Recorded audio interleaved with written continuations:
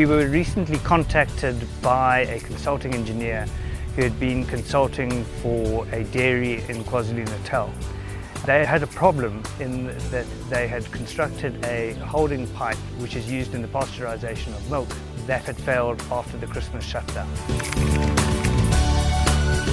What they had done shortly before Christmas is they welded this pipe in place for this holding tube. Then after that they needed to pressure test it. So they pressure tested it with a hygienic solution which is basically water and an acid. And then because of the drought in KwaZulu-Natal, they hadn't emptied the pipes.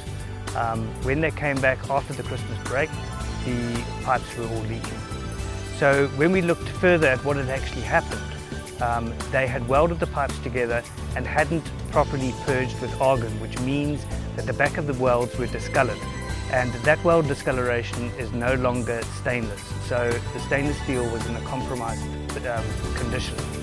Adding to that was the water which they had in had been left for a couple of weeks and had become stagnant, which means it had become low in oxygen levels.